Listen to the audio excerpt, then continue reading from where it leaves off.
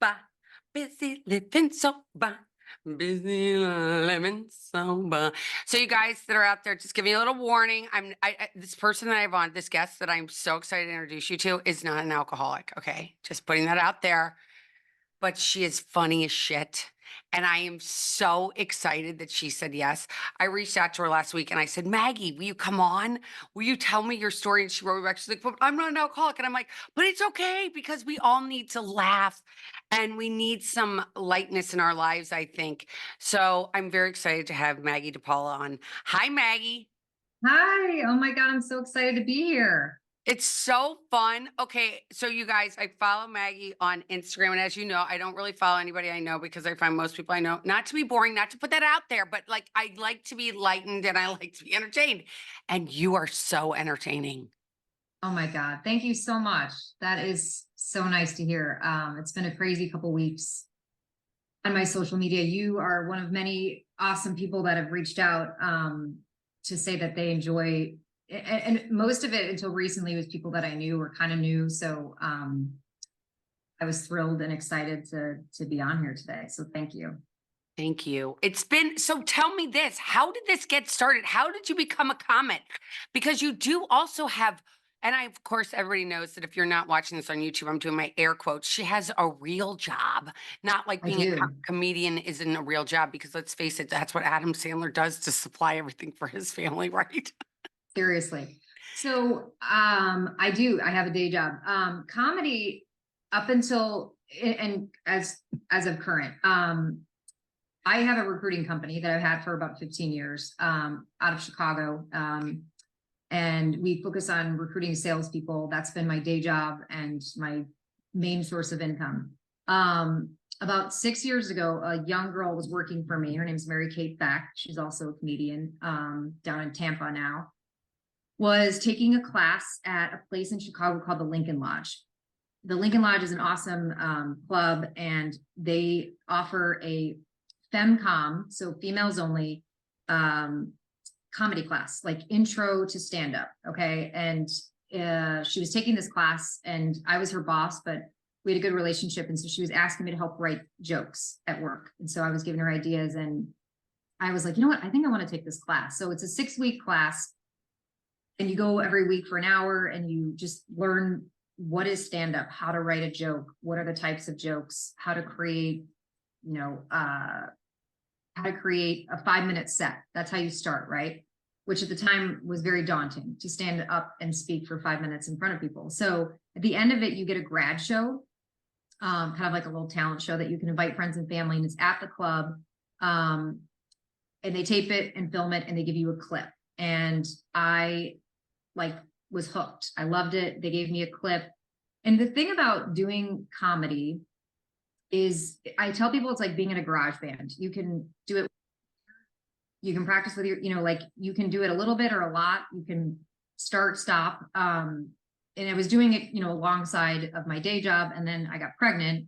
So I kind of just kept working at it. And the way to do that is to do open mics, which are typically like late and at shitty dive bars in the basement, right? Where you're just trying material, and it's typically in front of other comedians. So God love them, that they make a horrible audience because nobody ever laughs at anybody else. But that's how you continue to get better, right? It's just like writing down a joke and then going and trying it. So at some point I kind of gathered, I would say like 10 to 15 minutes of clean material. And I say clean because I think that's kind of what set me apart from other comedians that were kind of starting around the same time. Is I was older than most of them. I was married. I was pregnant. I had other kids. So I had more of kind of like family oriented, clean type of content that I think you can put in front of any room, right? So corporate gigs or comedy clubs that maybe have,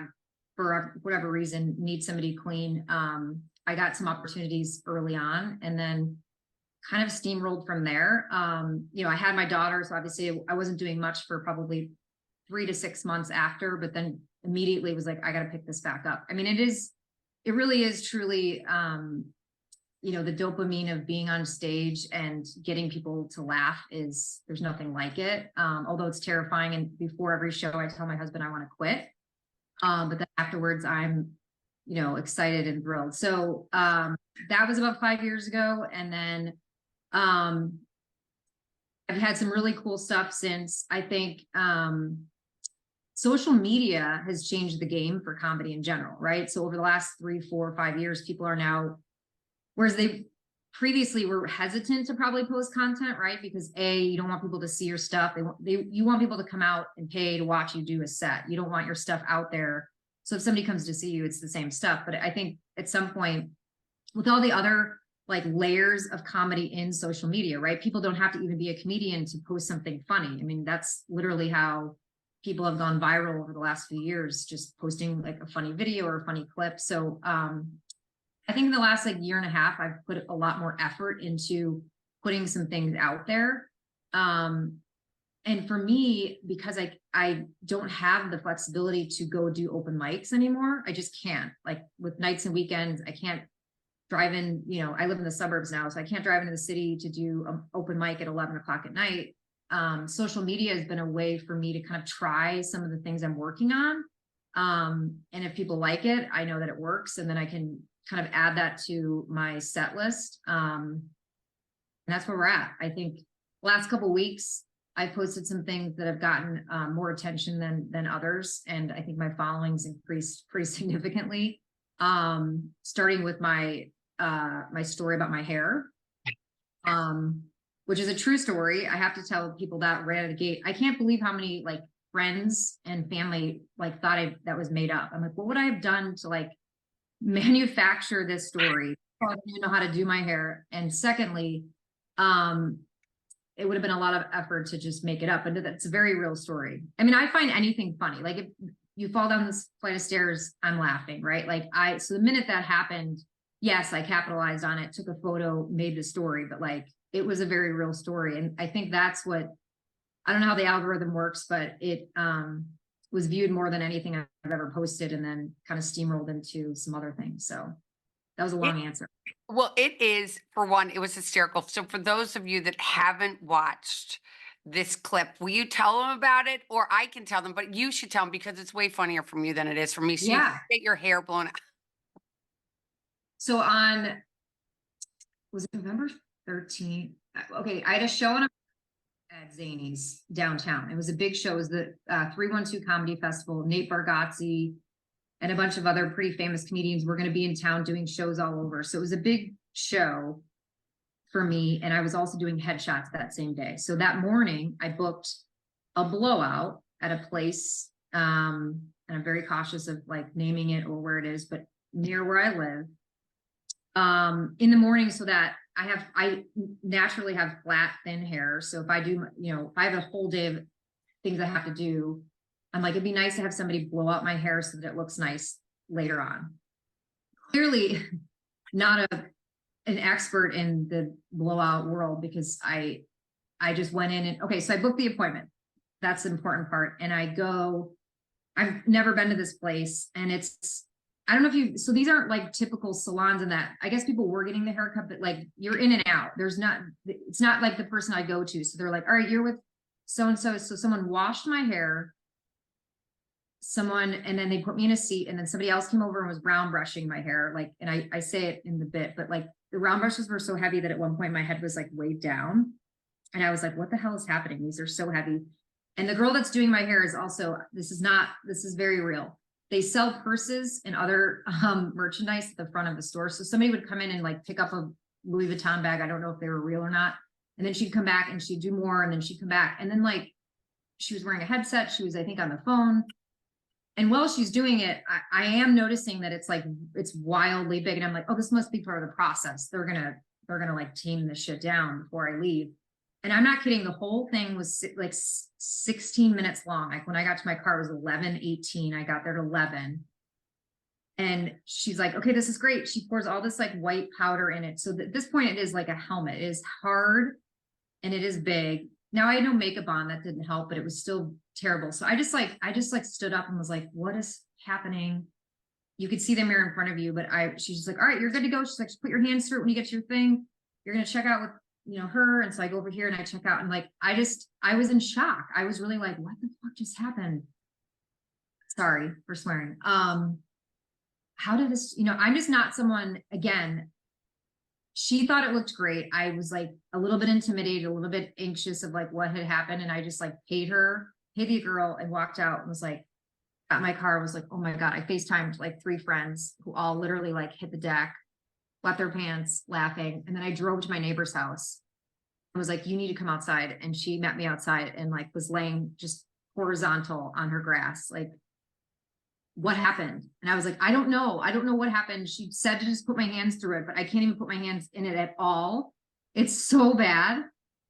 I mean, we were crying tears of laughter. It was crazy. You'll have to like show a picture when you post this because it doesn't do it any justice until you see it. Oh my, it was okay. By the way, I was just crying hysterically when you were just telling the story because if you guys are just listening today and you're not watching this, I mean, Maggie is like a wholesome all-American girl. I mean, you should see her. She's very just like a cute girl you would go to college with that's beeping down the road. You could see her maybe in the preppy handbook or something. She's adorable. And to think of in this place with her hair out there, it's hysterical. Now, I want to ask you something because I mentioned this comedian. I had no idea who Matt Rife was until yesterday. I'm going to be totally honest. Okay. Oh, really? Okay. Okay. No idea, but he's really, really out there right now because he was controversial and what he was controversial about. So I went and I watched a little bit about that because I was watching your stuff and, do you think it's harder today to be a comedian than it was pre-COVID?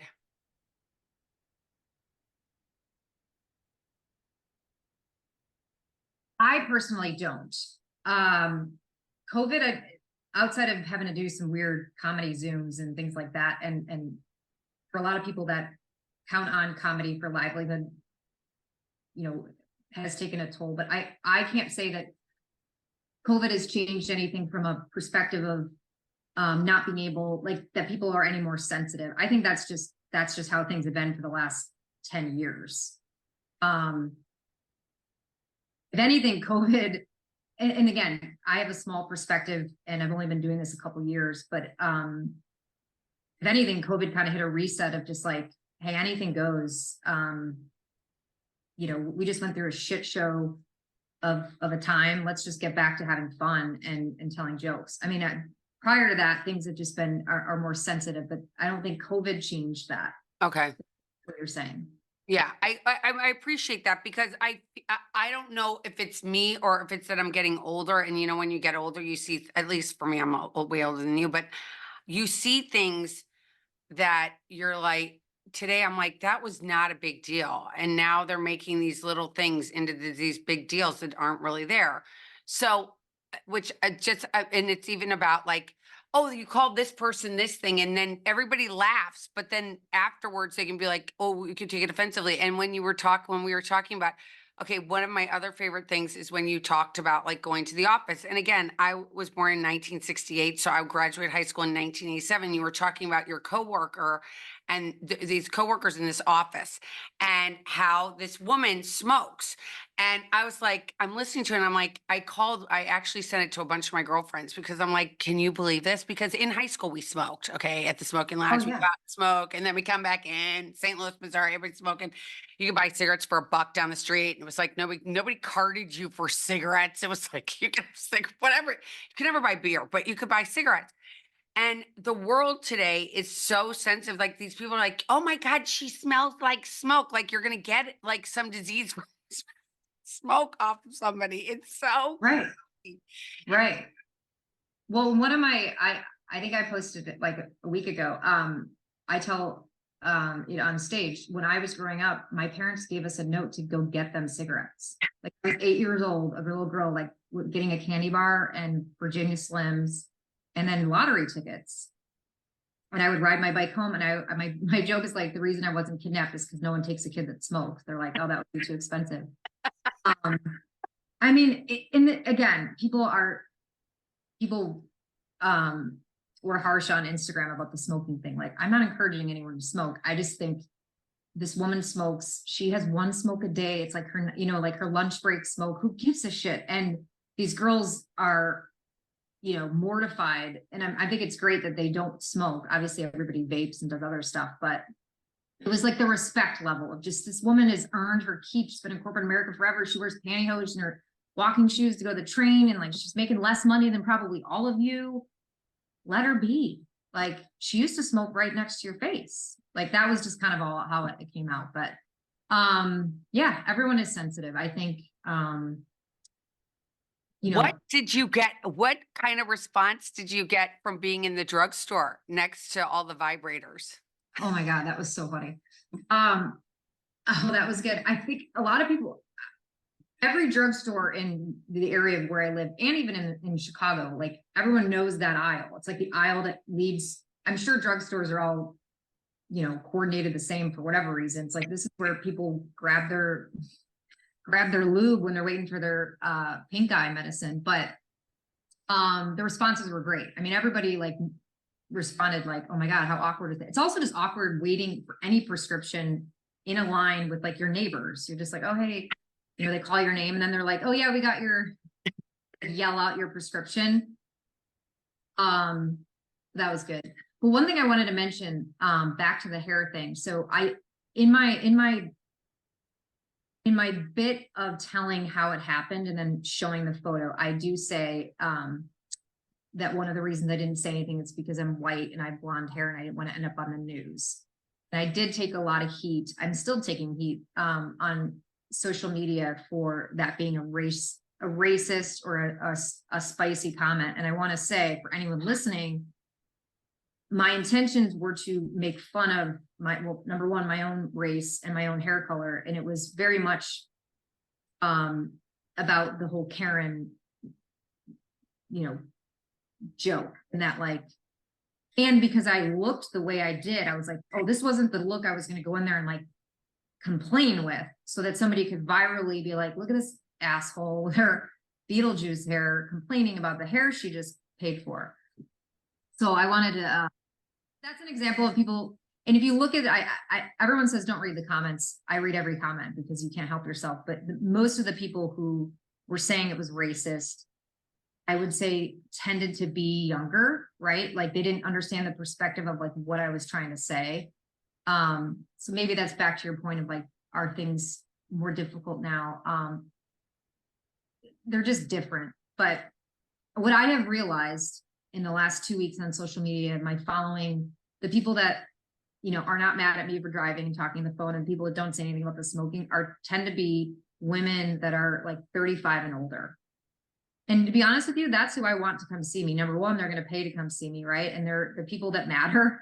It's like from a perspective of like building an audience, that's who I care about. And if I offend a little bit of the people below that, it's a bummer. Don't say you're sorry. Don't say you're ever sorry. It's not. No, I'm not. It's not going to affect me. I hate to say that. Like, not. And I think Matt Rife, from that perspective of, you would think if you look at his audience and his following and the people that go out and pay a lot of money to see his shows, it's not millennials. It's not. It's people older.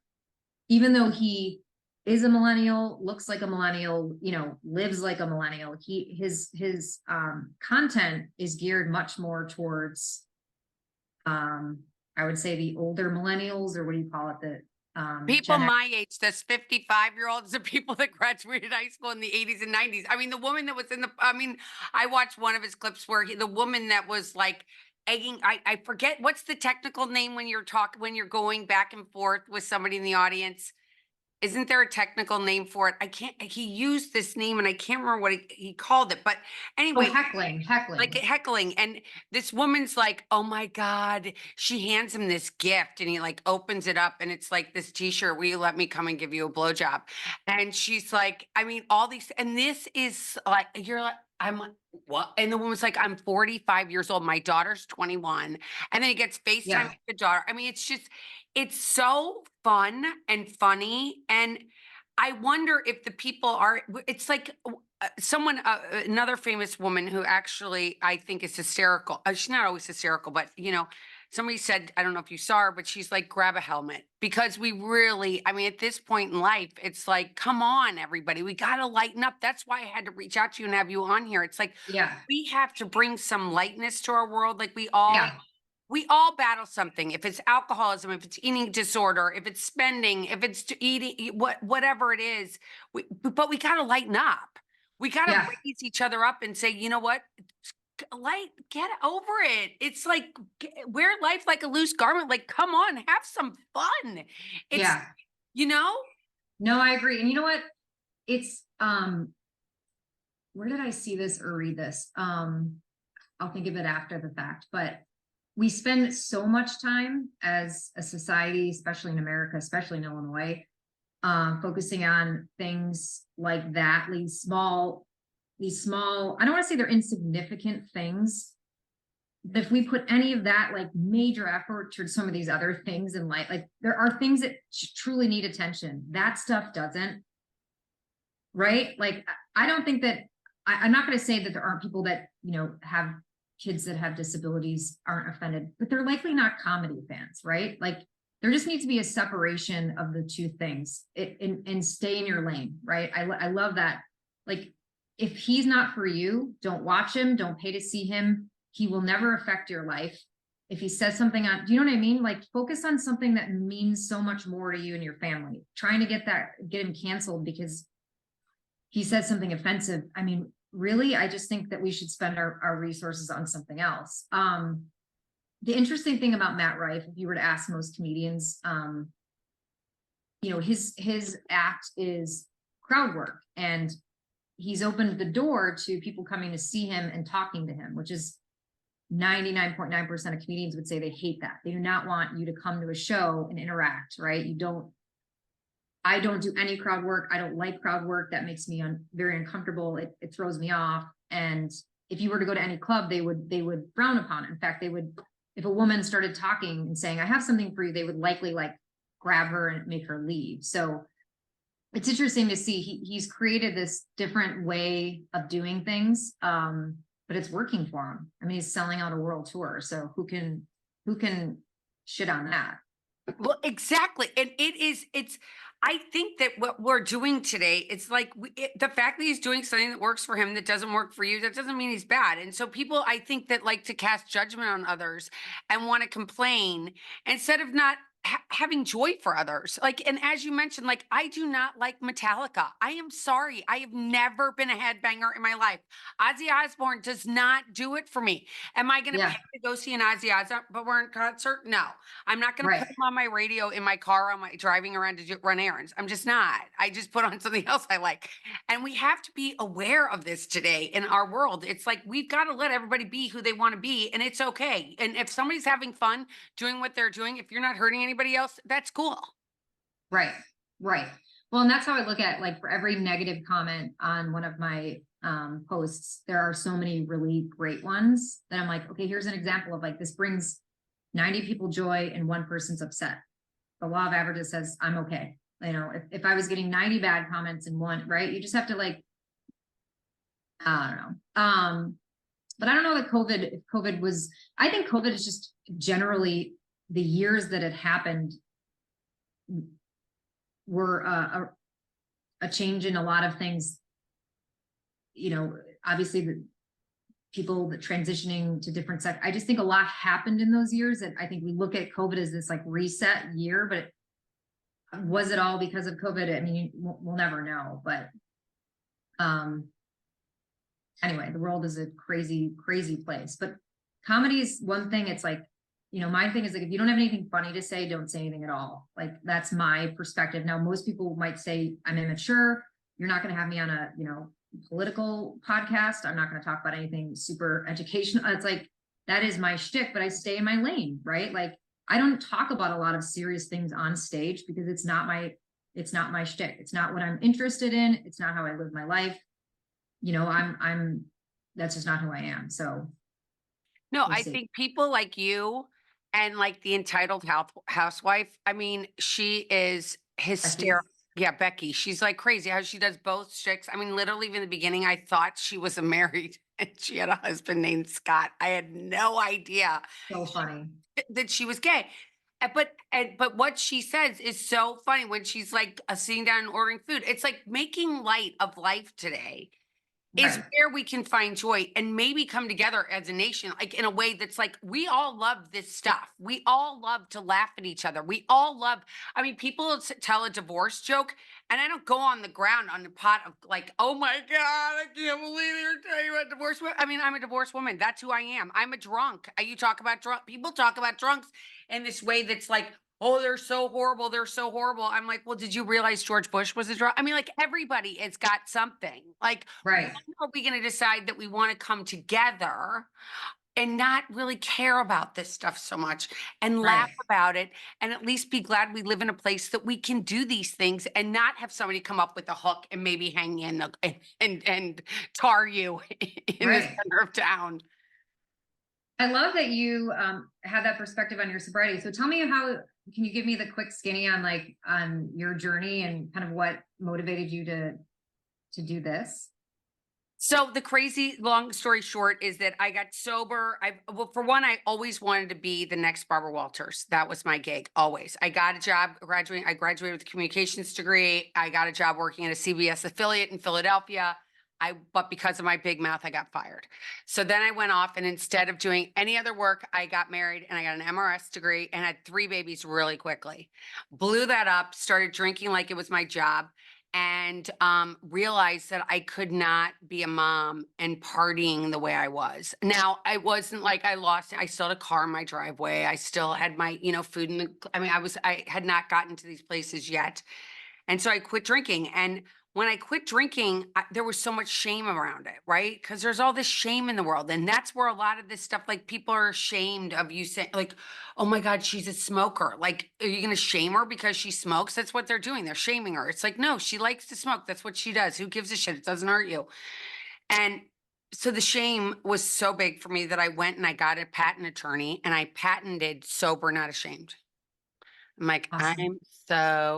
but I did have shame. I was not sober, not ashamed, but I did patent it anyway.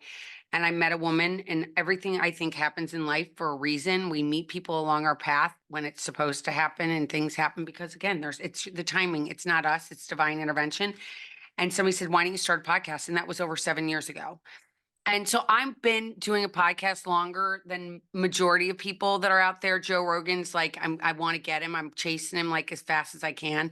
For a long time, I didn't do it to make any money. And then I found out like, oh, you're in the top 3% of podcasters globally. And I'm like, oh my God, I am. And I just have been doing it myself. And I interview people that I find to be interesting and to tell me about their life and their journey and how they got the courage to do the things that they're doing. I mean, it takes a lot of courage to stand up in front of a bunch of people and tell people your like intimate things and tell people like, I'm at my, when you went out on Thanksgiving, you're like, who gives somebody a bench to sit on, a hard wooden bench? And most people be like, oh my God, who am I going to offend today?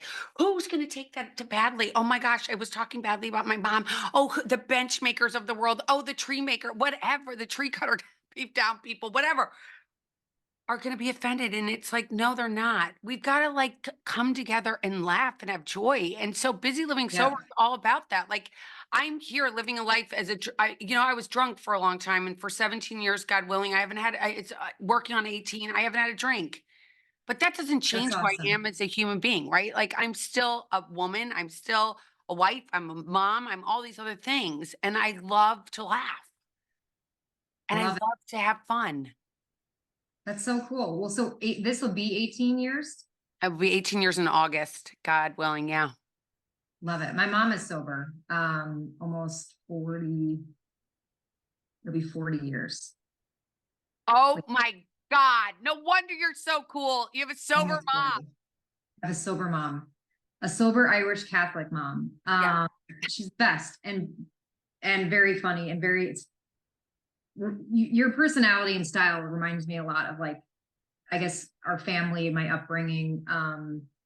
Yeah, my dad wasn't sober. My dad passed a couple of years ago, but my mom was sober almost our whole lives that I can recall. And I think so when you had reached out, I was like, I hope she doesn't, I just wanted to be, you know, um, sensitive to your audience in the event that they were expecting that. But I have a lot of experience with sobriety, and I will say it's pretty big in the comedy community, I would say, of some of the comedians that I'm pretty close with. And if you research others, there's a good amount of folks, some of the bigger ones, that quit drinking at some point or quit everything. It's or figure it out. It's really interesting in that where we are living today. And by the way, congratulations to your mom. Is she still here? Yeah. Okay, cool. Congratulations to mom. One day at a time. I always say one day at a time. My mom's no longer here, and her name was Patty Ann Riley, if that gives you any altitude. So, yeah. So Irish Catholic as well on half of me, and the other half's Jewish. No wonder I'm such a, whatever. I always say that. My dad's Jewish. My mom was Irish Catholic. I'm a crazy person. But, being able to be transparent in who you are is so huge today, and being okay with it. And I want everybody to know that it's okay. And being sober right now is really kind of in. And do you notice? Oh, that's what I was going to say. Again, I want to be cautious of the younger community. I'm not too cautious. We have to be real. And so just say what you want to say. It is. Yeah. Okay. It's very in. And what a great thing to be in, right? But my friend Chelsea Hood, who's a comedian as well, what did she say? She's like, as soon as people get sober, they get famous. And it's been true for a few people in Chicago. Like the minute they stopped, their careers kind of took off. I mean, it's certainly something like being in a band or working at a bar, right? You're in places where people are there to be entertained and are likely drinking, right? Like if you go to a Zanies club in Chicago or Rosemont, it's a 2-drink minimum. It's just part of the experience and that's how they make money, right? But have a few drinks. So as a comedian, you're waiting around, right? You're calming nerves, and you're likely going to hang out with comedians afterwards and drink or go. So it's a big part of the industry. But the folks that I know that have stopped, I won't name any names or anything, but have all done very well since. So yeah, I mean, I think you see people use it. So the younger generation, I would say now, that are probably, like you said, it's like in to be sober. What is that called? Is it California sober? Do you use that? Well, they're all different ones. So California sober means that you smoke weed. Okay. Now there is this whole group of gray area drinkers, and they're sober curious. And sober sisses, and you can join Facebook groups and get together with like-minded women that have quit drinking. Where when I got sober, and I'm sure when your mom got sober, we went over to the church basement and went to a 12-step meeting because that was the only option. But today, like anything, I think, you put a pretty package on it and it makes it prettier, right? Right. But it's the same thing. Wait, so sober sis, I've never heard. What does that mean? Or is that like my friend? Yeah, like sober sisters. So they go on and they do this. They find groups on Facebook that are sober, like you're a sober sis. Oh, you're a sober sis. And they speak a different language. The way that they get sober, when I got sober in AA, that's just worked for me. And, we do these steps, but they design it in a different way that looks a little prettier. The words are a little bit different. It's more, it was a big book of Alcoholics Anonymous was what, 19, was it 34? It was a long, long time ago. So the way it was written is very archaic. It's kind of like reading Shakespeare today for young people. They're like, I don't understand this word. And a lot of people don't know that when Bill Wilson was writing the book, he was taking a writing class at the same time. So he used every large adjective and verb you could find. Right. So all these young people are like, what does this mean?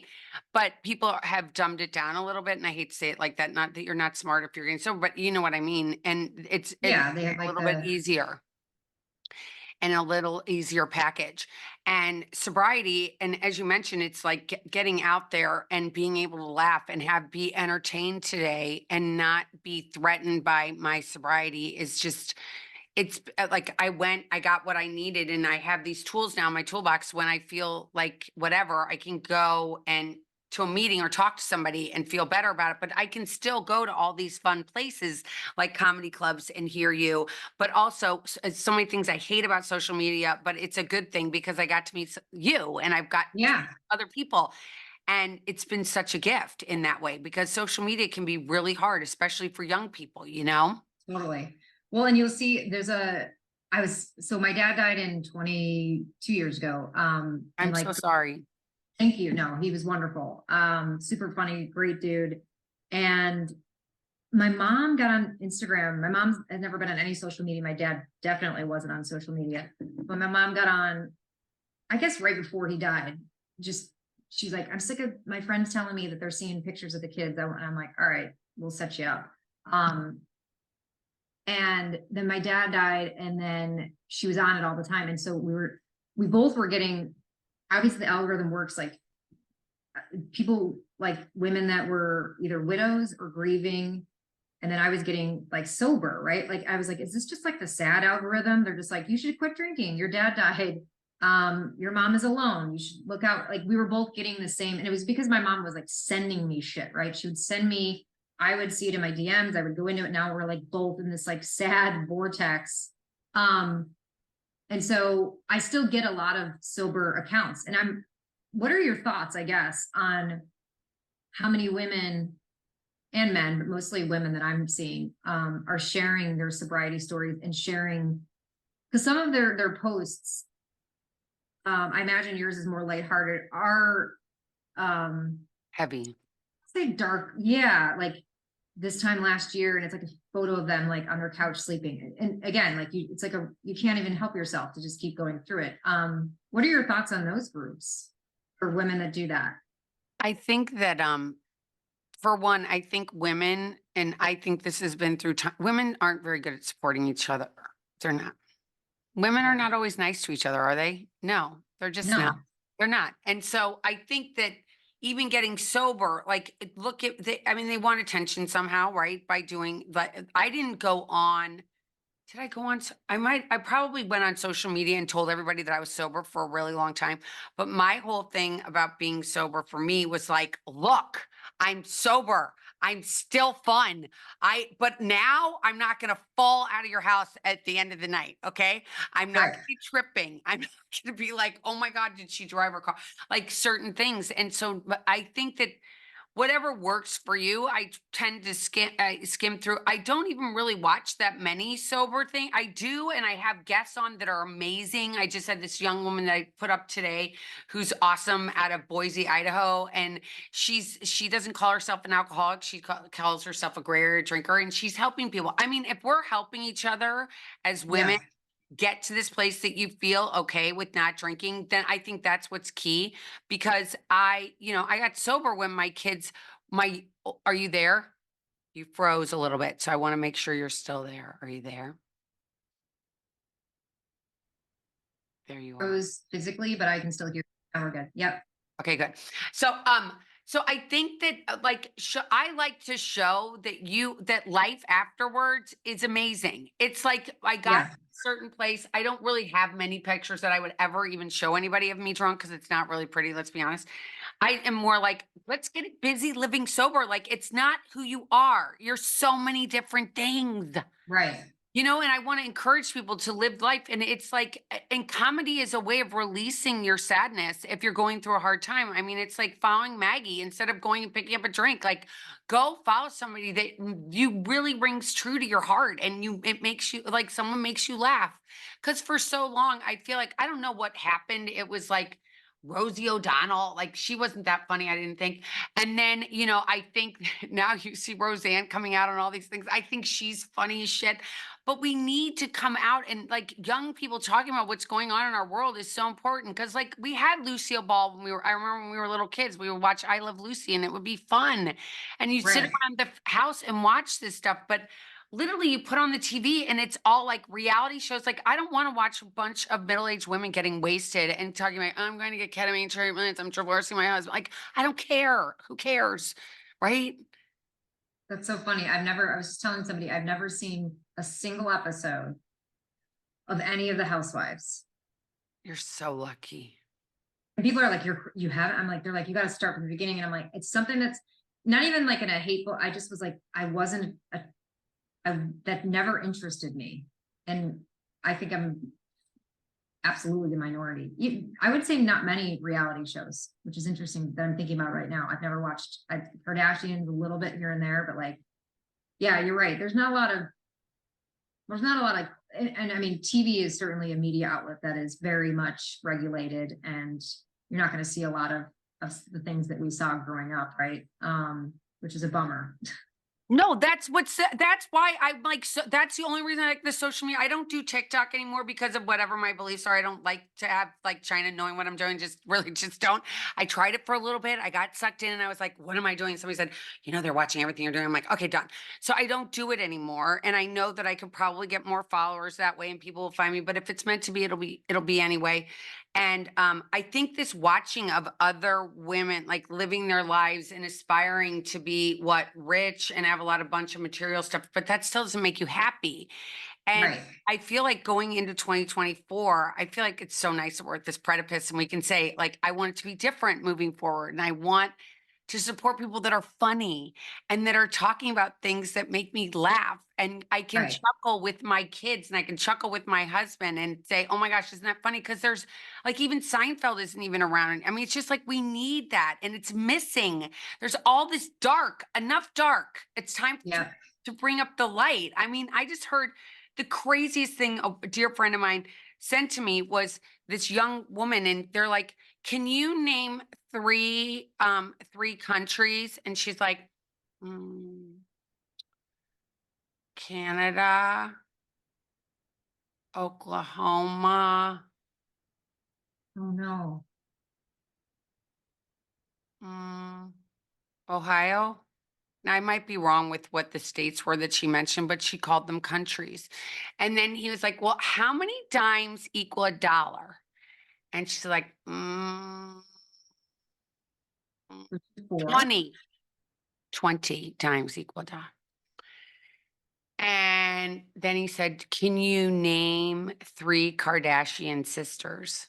Oh God. So that's like where the change has to start. Like, come on, everybody. We got to get together and we got to come together and like, let's talk about funny things like being in line at CVS or Walgreens and going, oh my God, why did they put the vibrators right here where every person is waiting in line? Why are we picking on people that like to still eat lean cuisines if they're happy? Leave Diane alone. Hashtag leave Diane alone. Oh my God. Um, so are your kids, how is that with being sober, and do your kids consume alcohol? Like, is that a I'm sensitive so excited because then I'm going to ask you the same question now that we know that what's going on with your mom. What's your mom's first name? Barb? Okay, we have to talk about Barb. Abs. One of my best friends is named Babs since I was in 4th grade. Still talk to her all the time to this day. But anyway, when my kids were growing up, my oldest son, probably definitely tortured him a little bit more than anybody else. Okay. I didn't want him going to parties when he was in high school. He's like, we're invited to a party. I'm like, you're not going. The parents aren't home. He's like, you're ruined my social life. I'm like, okay, but I was so frightened that because it's a genetic, I believe it's a family disease. Both my grandmothers, the Irish Catholic one and the Jewish one, were alcoholics. So for me, I was raised with alcoholism being, they're alcoholics and there's no solution. So for me, I was like, let's talk about it, but I don't really want you to do it. Something really bad could happen to you. So I was really scared about it. I mean, busted kids smoking weed, all those sorts of things. Luckily, by the grace of God, none of them have shown to have a problem right now, but they all drink and they all and I have alcohol in my house. I mean, they come, they bring their friends. I have beer. I have wine in my refrigerator. I have non-alcoholic beer. I have real beer. I for a long when I met my husband is 25 years and he was definitely a more skeptic about having this stuff around. But I said to him, there's this saying that we have, if you're spiritually well, you can be anywhere and have anything in your house. And that's how it's been for me. I've always had it around because people I have friends most of my friends are drinkers. So it's like I have it for them. It doesn't bother me. I don't want any of Yeah. it. Yeah. How was it for you growing up with a mom? Because how old were you when she got sober, or were you not born yet? So I think I was, and I just threw out 40 and I'm like, wait, I'm 40. So I think it's a little less. So she might be like 30. I was young when my mom quit. I don't remember my mom ever drinking. And I knew her father was a recovering alcoholic and a few of her siblings. So it's certainly, I believe, as you said, it's in the genes, it's in the blood of our family, Irish Catholic. Growing up, so I have an older brother who's 8 years older, and then I have a younger brother who's 3 years younger than me. So there's Brian, me, my younger brother Mike. My mom was, and to this day, doesn't love alcohol, like doesn't love being around it, but like also my parents would throw these like insane fun parties. I just, looking back, I'm like, God, how did you deal with that? So my mom was very much like, I don't love drinking. I know that this isn't all in our bloods, in our genes. So she was pretty cautious and like hesitant and just like a hawk. Like there was no getting anything by my mom. Like my mom could smell booze from a block away. Don't even try it. And I can't speak for my brothers, but I would say I was an athlete in high school and an athlete in college. So I didn't really even get into like, true partying, I think, until post-college. But I had beers a few times in high school, and like my mom would just be standing at the door like, I know you're drinking, like don't try to hide it. I respected her and my dad a lot. Like I didn't want to get in trouble, so I didn't really push it. And the times I did, I was, I would feel pretty guilty about it. So it's not to say, and we didn't have the type of house that had like a lot of alcohol in it. So it made it easy to not really like push the boundaries. But to this day, my mom's not a fan of any of us really drinking. Like she would love all of us to not be drinking at all. She, again, thinks like even just a couple is too many, and that you just don't need it. But I wouldn't say she's been like lecturing us on it. Right. And anyone who meets my mom, and she's so funny, she's absolutely, both her and my dad were very funny. They don't believe that she's sober. Like almost, and I would say this, and I don't know how to say this in a way that like you have this like very outgoing, like not to say that someone that's sober has to have a different like vibe to them, but like my mom, they're like, she is. And I'm like, yeah, and because it doesn't have to be nerdy, right? It doesn't have to be like, I hate being around it. Like I'm not a good time. My mom's actually like such a good time that they're like, they can't believe it all the time. I'm like, doesn't mean that I've always known her to be that way. So it's never been anything different, but for some reason people tend to think like she's supposed to look and feel different. I'm like, no, she just doesn't drink. But you would see her at a party and be like, oh my God, she was the funniest person in the room, which is I'm sure what you get all the time. Like you're outgoing, you're talkative. Like, does that make sense? It totally does. And you know what? The one thing that I want to say is that I do not, for one, my kids do not overindulge when I'm around. I've never really seen it, but I can remember one time.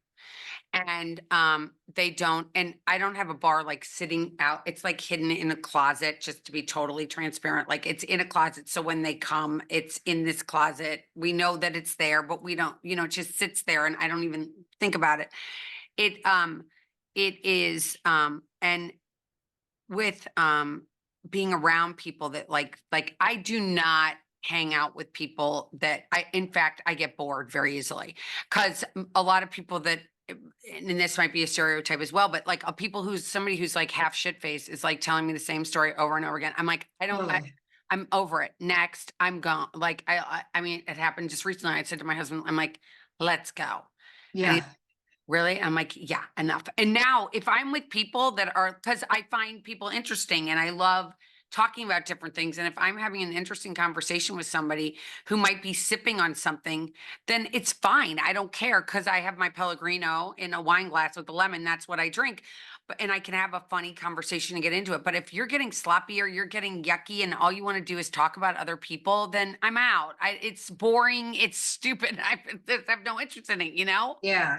Yeah. That's a good way to put it. I would say like none of us have at least taken it too far in her presence because of the respect of like, she's going to call you out on it. And it's just, my dad was a police officer. So my dad drank. My dad wasn't sober, but my dad was like a bigger guy, would have like drinks at parties, but we never, like, again, we never had alcohol in our house. And I will say this, like, we were never the house, well, for sure with my mom, ever where anyone underage ever drank. Like we were not like, they were like, don't even ask ever. It will never be our house. Don't, you know, so I was telling, now that we have a high schooler, like I was telling another mom this, like, I loved that was my parents. I respected them.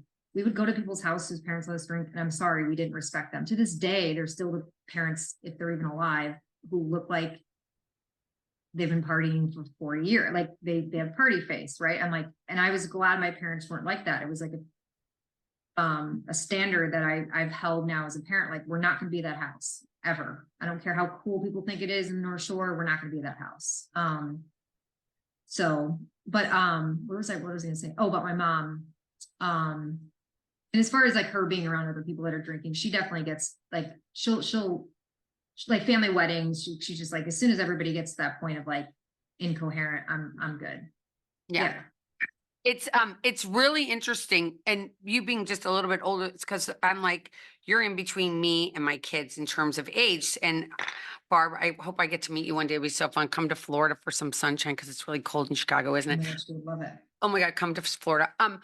But for my kids, it was really interesting with them growing up because I was divorced and I lived in a really small house in the downtown part of in Wayne, Pennsylvania. I have a small little house and kids would come over. And now at this point in my life, my kids are obviously not 21. So there is no alcohol in my house. And when my kids are growing up at all. And so kids would come over and just hang out at my house. And I'd be like, why are you, my kids aren't even here. They're like, oh, Mrs. Chance, I just needed to come here and like just chill because they knew that there was no alcohol in my house and it was a safe place. And I think it's very funny now that they're like, especially when my oldest went to college, he was like, Mom, he was in a fraternity and he's like, Mom, it's so weird. They like tie balloons onto the back of the moms that drink because moms look really good today, but you know that it's a mom because she's got a balloon on her back. And they're like throwing drinks like we are. And it is really uncomfortable. And you don't think about it when you're there, but your kids don't really want to party with you. Okay. That's not No, cool. They want you to be the mom and the dad. They want someone that's like level playing field. If anything happens, like I want to be able to call you. I mean, there's no way. no, No, no. no, even my girlfriends that I grew up with, who I'm still very close with, we don't even to this day, even when we all turned 21, we were in our mid 20s, early 30s, now we're in our 40s, do not drink with to excess or even a few in front of anybody's parents. It's still a respect thing. Even when I smoked cigarettes, like in my 20s, I was working at a bar. I didn't smoke really in college, but I smoked when I worked at the bar when I was working downtown. I would see someone's parent like getting off the train and I was like, oh my God, even though I was a full grown adult with like a mortgage and a car payment, I was like, oh God, no. Even that's how we would feel with the drinking, right? Like it was a respect level of like, I'm not going to do this around anybody's parents because it's disrespectful to be sloppy. And all of us, we were actually just talking about this recently, like what makes us all feel that way about each other's parents? Because not one of us would take advantage of it. And I don't know if it was a respect level or how we were raised. None of it. And some of my mom's the only one that's like truly sober. Their parents weren't, but it was like, I don't know. So good for your kids for being that way, at least acknowledging it. I think if we all have that standard, everyone will be a little bit better off in life. As far as the moms partying in college, that's gross. You're just setting up your kids' expectations pretty low as far as what they can get away with.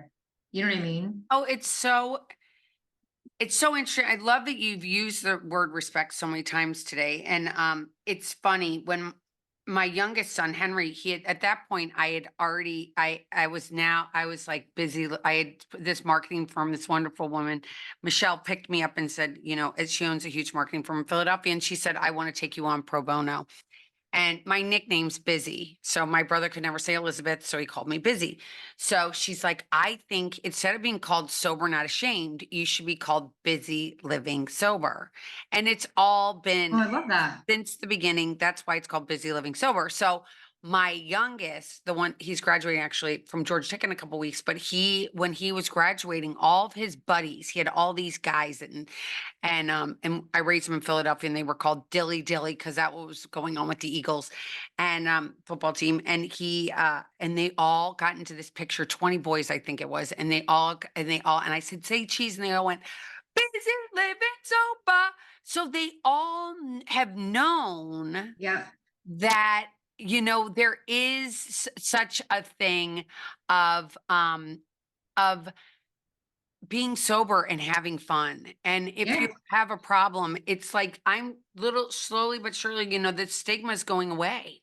That stigma of like that your mom had, so much so. Yeah. And she was a pioneer in so many ways because a lot of women weren't getting sober back then. My sponsor, who I have, has 40 years. And she, again, she was a pioneer. They kept going and they kept going. And it was mainly a men's club. It wasn't as many women. And now, there's more women's group and more women today. And I think to go back to COVID really quickly, like COVID was a way a lot of women had to deal with the brunt of a lot of things, right? And like, I can't believe in Chicago, a year and a half having your kids at home and not sending them to school, and you couldn't go to church and you couldn't go to a meeting and it's cold. So you're not really meeting outside in a park like you could do in Florida when it was closed for the little time that it was closed here.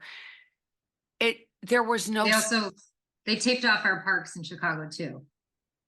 yeah. So Favorites when they fucking put like orange tape around the parks and would take big piece of plastic and put it over the slide so you couldn't go on it. That was another thing our mayor did at the time. Anyway, sorry to interject. no, it's scary. It's so sad. And you wonder why women went and turned to drinking, right? Why? Yeah, that's a good point. Yeah, I mean, it was literally the only thing they could do to calm their nerves, to calm their anxieties, to calm this fear that there was so much fear of like, oh my God, I can't send my kids to school. I'm not making enough money. Now gas costs a gallon of milk, eggs. Like, how are we going to do it? And we're already busting a move here, both of us. How are we going to do it? Right? Right.